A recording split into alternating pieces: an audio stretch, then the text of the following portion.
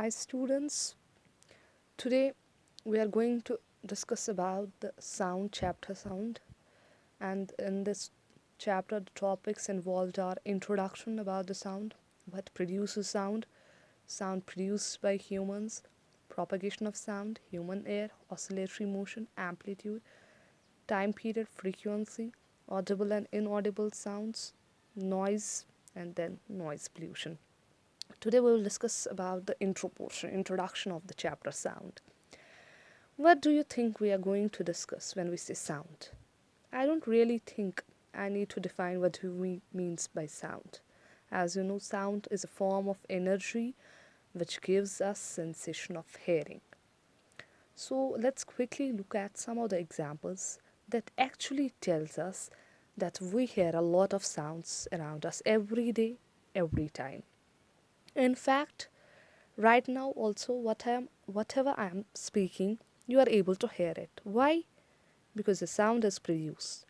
Think of a marriage party going out or a band going out.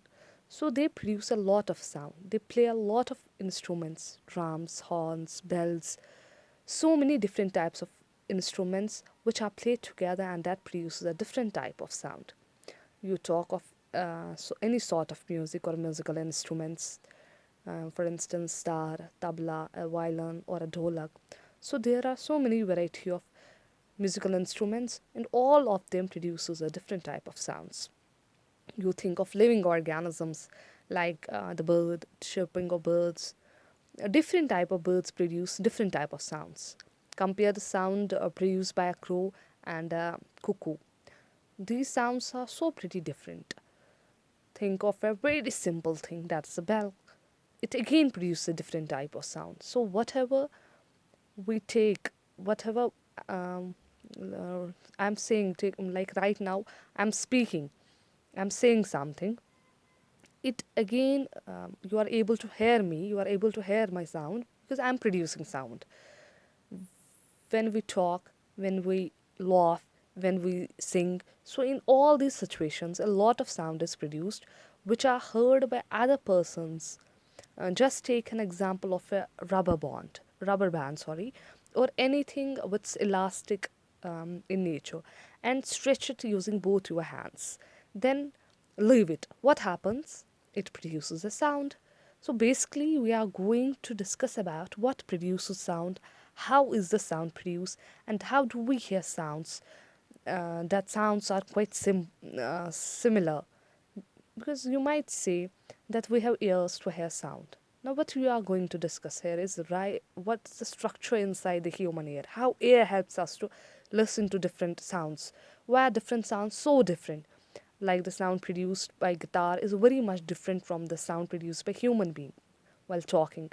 So how is one sound different from another? So that's what we are going to discuss in detail in this lesson, this chapter. So let's start with the importance of sound.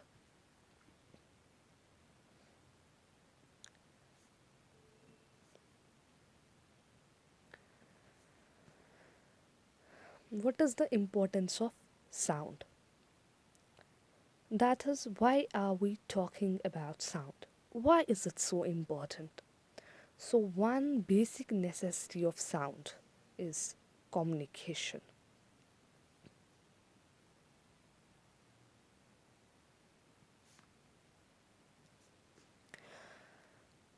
Now, how do we talk to each other? How do we communicate our feelings to other person? Let's say you are hungry and you need something to eat. So, what do? You have to convey this information to your mother or whoever is there at your home. That is, you have to say, I'm hungry and I need something to eat. So, how do you communicate that you need something to eat, you are hungry? You just communicate by talking. You just tell your mom, okay, mom, I'm hungry, I need something to eat. So, whenever you speak, what is happening? Sound is produced. So, your mother is able to hear whatever you are speaking. So, sound is very, very important for communication. Next, music. Due to the presence of sound, we are able to enjoy music. We're having different types of music. You have happy music, you have sad music, and whenever you listen to music, it helps you to relax your mind and my body. So the existence of music is due to the existence of sound. Another important thing, that is signaling system.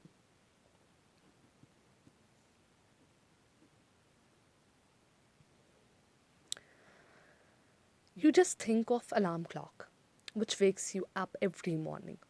This is what which is very important for us.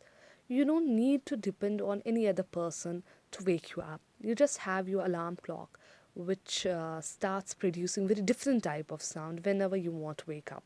So it's used not only in alarm clock, in different type of alarms like fire alarm, or also in your school, like you are having bell which tells you that say first period is over, and then comes to second, then third class, and so on. So whenever you want to signal something, begin or start of something, you want to wake up somebody. So in those kinds of signaling systems, also sound plays a very important role. Next, locating objects. Let's suppose you are not able to see. Somebody has closed your eyes. Now, if you have to locate objects based on their sound, let's say your eyes are closed, you are not able to see where the different objects are. And now, let's say a train is coming from very far. As the train approaches you, what happens? Sound of train increases.